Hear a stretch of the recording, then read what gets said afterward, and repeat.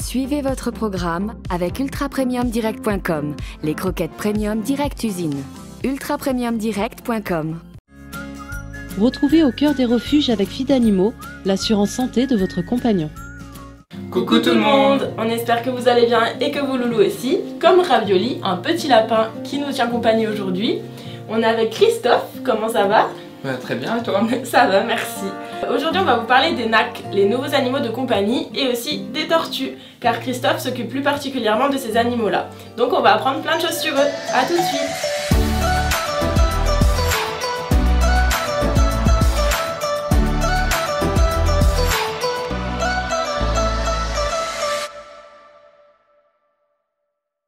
Alors voilà, on retrouve Christophe qui va se présenter rapidement. Ouais, je suis vétérinaire donc, à la clinique Vétonimo à Vendeuvre et je soigne plus particulièrement les nouveaux animaux de compagnie, dont le lapin. Et là vous en avez un très beau spécimen. C'est vrai, il est très beau, il est tout doux en plus, on dirait une peluche. On va commencer par parler des lapins et des cochons d'Inde. Est-ce qu'on peut dire qu'ils se rapprochent au niveau de la prise en charge? Alors d'une certaine façon ça se rapproche, mais ce sont quand même des animaux qui sont assez différents. Déjà les lapins font partie des lagomorphes, alors que les cochons d'Inde font partie des rongeurs, donc deux groupes d'animaux déjà distincts et qui ont des particularités chacun. Et combien de temps ils vivent à peu près? Alors, un lapin ça peut vivre 8 à 12 ans, parfois on en voit qui vivent plus longtemps. Le plus vieux que j'ai vu il avait vécu 17 ans, ah oui, quand même. Il est quand même dans les records. Et concernant la nourriture, il faut leur donner quels aliments en particulier? Alors l'alimentation est très importante chez ces animaux-là. Une bonne alimentation, ça permet à l'animal de vivre plus longtemps, dans de meilleures conditions. C'est-à-dire qu'il va avoir moins tendance à développer certaines pathologies s'il a une alimentation qui est adaptée. Pour les lapins, l'alimentation principale c'est le foin.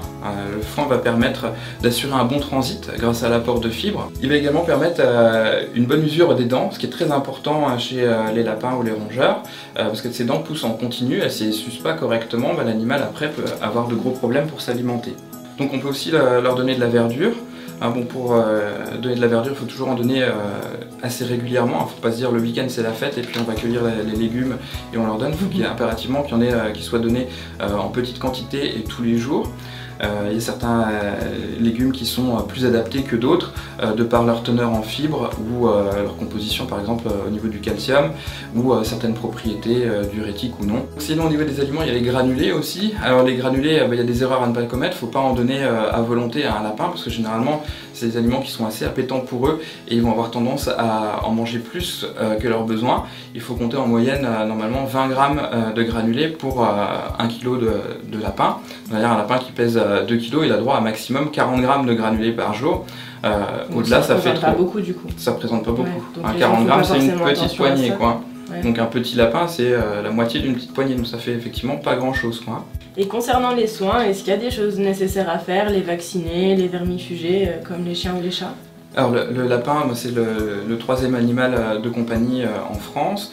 La médicalisation du lapin s'est beaucoup développée ces dernières années et il y a pas mal de choses qui peuvent être faites pour maintenir son lapin en bonne santé et le plus longtemps possible. Donc effectivement, il y a les vaccins. En ce qui concerne donc les vaccins, il y a deux maladies principales contre lesquelles on vaccine. Il y a la myxomatose et la maladie hémorragique virale. Et est-ce qu'il faut les stériliser parce qu'on connaît la réputation des lapins? Et les lapins peuvent se reproduire assez facilement. Donc oui, la stérilisation est recommandée principalement chez la femelle parce que ça va permettre d'éviter certains troubles du comportement liés à la reproduction, tels que la pseudogestation qui peut être perturbante pour la lapine. Mais l'intérêt surtout c'est de prévenir tout ce qui est cancer au niveau de l'utérus. C'est quelque chose qui est extrêmement fréquent. Il faut savoir qu'il y a 80% des lapines qui passent l'âge de 5 ans vont développer des lésions au niveau de l'utérus et à terme ça peut évoluer vers un cancer, donc des choses extrêmement graves, quoi. Donc le fait de stériliser la lapine quand elle est jeune, ça va permettre de lui éviter d'avoir des problèmes par la suite. Donc en parlant de ça, quelles sont les maladies les plus courantes chez eux? Du coup, tu en as un peu parlé avec les vaccins, je sais pas si c'est les plus courantes plutôt que les principales. Alors les maladies contre lesquelles on vaccine, c'est comme la plupart des cas chez les autres animaux, c'est des maladies qui sont pas forcément très fréquentes mais qui sont graves, quoi. Par exemple la maladie hémorragique virale, le lapin il a de la fièvre pendant 24 heures, il a mal au ventre et le lendemain il est mort. Oui. Donc ça va extrêmement rapide, souvent le propriétaire ne s'en rend pas compte, il faut le ramener à la clinique très rapidement pour une prise en charge dans ces cas-là. Et c'est une maladie qui est extrêmement difficile à soigner. Donc ça, c'est pas forcément les plus courantes du coup. Non. Donc quelles sont les plus courantes? Alors les maladies les plus courantes, il peut y avoir des maladies parasitaires qu'on rencontre fréquemment chez les jeunes lapins. Il peut y avoir des parasites au niveau du tube digestif ou au niveau de la peau, tels que la gale des oreilles, la chélétiellose. C'est des maladies parasitaires qui sont assez fréquentes chez les lapins et qui nécessitent un traitement. Et ça par contre, ça se traite très bien. Une fois que l'animal a reçu le traitement adapté pendant la durée adaptée, il est en pleine forme. On peut rencontrer des pathologies liées en transit. On parlait tout à l'heure de l'alimentation. Si l'alimentation n'est pas adaptée, effectivement le lapin il peut avoir des problèmes de transit. S'il n'y a pas assez de fibres, il va être sujet à faire plus facilement ce qu'on appelle un arrêt ou un ralentissement du transit. C'est le lapin qui fait plus de crottes ou moins de crottes. Et ça c'est quelque chose qui doit alerter le propriétaire et qui nécessite une consultation assez rapidement. Donc il faut vraiment faire attention à l'alimentation, c'est le plus important. L'alimentation est très importante. Ouais. Un dernier petit conseil pour qu'il soit bien heureux avec nous? Le lapin il a besoin de bouger dans la nature, il va aller courir beaucoup, il va aller se balader pendant une bonne partie de la journée. Et un lapin qui est dans une cage, on ne peut pas dire qu'il soit très heureux, quoi. Il a nécessairement... il doit pouvoir avoir la possibilité de se balader. Et alors il y a deux possibilités, soit prévoir un petit enclos. On fait un petit enclos autour de la cage et comme ça le lapin y a accès donc, à une zone sécurisée, c'est-à-dire où il ne va pas pouvoir grignoter de fil électrique par exemple, ou d'autres choses qui seraient néfastes pour sa santé. Sinon, carrément, lui accorder une pièce en entier où on sait que la pièce est sécurisée et où il peut se balader en toute sécurité. Après, pour les gens qui ont un jardin, c'est pas mal de le laisser aller se balader dans l'herbe, dans son milieu naturel d'origine, où effectivement, là, il se sentira bien. Il est prouvé aussi que le fait d'avoir un accès direct à la lumière du soleil sur certains animaux peut prévenir des pathologies. Donc ça peut être utile aussi pour des raisons de ce type-là de mettre un lapin en extérieur. Il faut juste faire attention, la première fois que vous le mettez dehors, le lapin il va être hyper content, il va avoir de l'herbe pour la première fois, toute fraîche, à disposition, qu'il va pouvoir cueillir lui-même avec ses incisives. Il faut pas qu'il en mange trop, au moins la première fois, et faire ça progressivement sur des durées de plus en plus longues pour qu'il s'habitue à l'accès à l'extérieur. Et puis bien entendu faire toujours très attention au soleil qui peut être grave si le lapin n'a pas un accès à une zone d'ombre, une zone plus fraîche dans son enclos extérieur. Et puis faire attention aussi à tout ce qui est prédateur, parce que dans sa cage il est en sécurité. Par contre à l'extérieur il peut y avoir soit des oiseaux qui peuvent venir l'embêter, ou des chats ou d'autres prédateurs qui sont présents dans l'environnement. Donc voilà, il faut leur laisser un petit peu de liberté. Donc on remercie Ravioli et maintenant on va passer aux tortues. Nous revoilà avec les tortues et leurs accompagnatrices. Je vais te poser un peu les mêmes questions qu'avec les NAC. On va commencer par les aliments. Est-ce qu'il y a des choses à leur donner particulièrement? Les tortues ça mange principalement de la verdure, donc elles trouvent tout ce qu'il leur faut. C'est pas un mythe la salade pour les tortues? Non, c'est pas un mythe, mais il y a certaines salades qui vaut mieux éviter que d'autres, qui ont plus d'intérêt alimentaire, qui ont des qualités nutritives qui sont plus intéressantes que d'autres.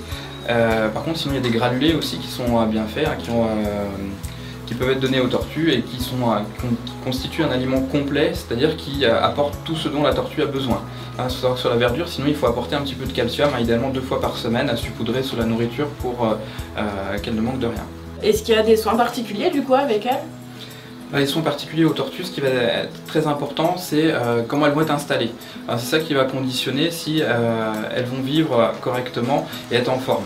Un apport en UV et en chaleur est primordial pour les tortues, surtout sur nos latitudes. Nous ici, du côté de Nancy, il fait quand même pas très chaud au printemps et à l'automne, et ça nécessite de leur apporter de la chaleur sur ces périodes-là qui sont plus délicates. Et est-ce qu'il y a des obligations pour détenir une tortue?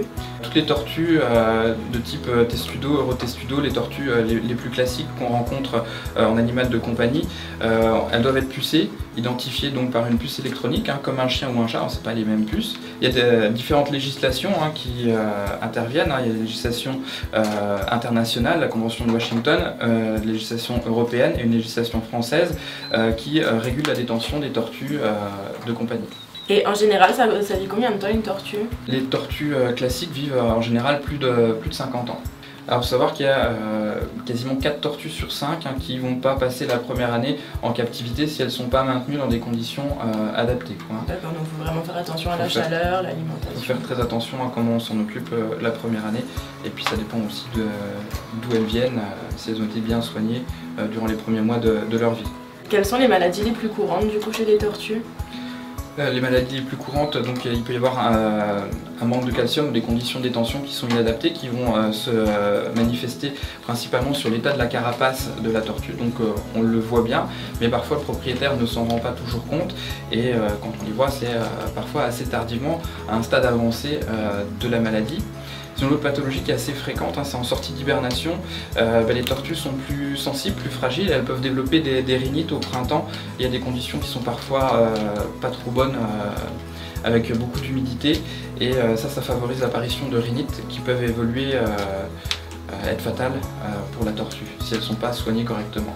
Et à part faire bien attention à la chaleur, du coup un dernier petit conseil pour les propriétaires de tortues pour qu'elles soient bien heureuses avec nous à la maison? C'est un conseil que j'ai donné aussi pour les lapins. C'est vrai que l'accès à l'extérieur, le fait d'avoir un enclos, là c'est encore plus primordial chez les tortues que pour le lapin. Elles ont impérativement besoin d'UV pour pouvoir assimiler correctement le calcium dans leur alimentation. Donc les tortues, elles vivent bien que si elles ont un accès à l'extérieur et au soleil. Voilà. Alors ça c'est une tortue grecque, c'est une femelle. Bon, bah, elle a fait un petit pipi aussi. Elle a le ventre qui est creusé, hein, et puis une queue assez courte.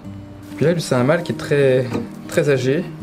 On voit bien la différence, la taille de la queue qui est beaucoup plus grande. Donc chez les femelles, le ventre est plutôt plat, alors que chez les mâles c'est creusé, ce qui leur permet de monter sur les femelles pour la reproduction.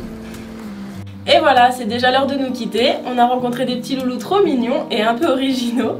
On se retrouve la semaine prochaine, et en attendant, si vous avez des commentaires ou des expériences à partager, n'hésitez pas. N'oubliez pas de liker la vidéo, de vous abonner à notre chaîne, et surtout, n'oubliez pas, n'achetez pas, adoptez. Oh vache, il est énorme. Ouais. Il est plus gros qu'il est. Je suis sûr qu'il est plus gros que ton chat en fait. Oui, c'est sûr. Voilà, bah là vous pouvez voir la différence de taille entre un lapin nain classique qui fait entre 1 et 2 kg, et puis là un géant des Flandres qui peut atteindre le poids de 8 kg.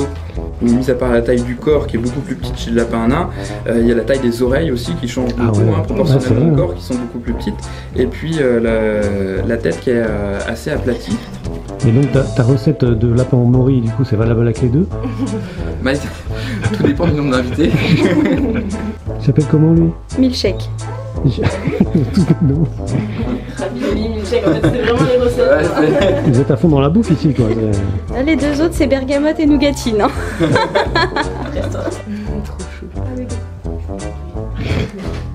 Donc ça c'est les 3 lapins de Vétonimo. 3 lapins stars de la clinique. Eh, souriez les lapins là. Voilà. Il y a des tortues ninja derrière vous là. Ils sont bien accueillis avec Vétonimo. Les courses de tortues en direct. Et c'est la petite. C'est facile à voir. Elle va pas la bouffer. Parce que elle, si elle fait un pas, par contre, elle gagne alors. Dis donc, t'es speed. Oui, elle est très speed par rapport à l'autre. Elle a partout. Je l'ai perdue dans mon jardin pendant 10 jours.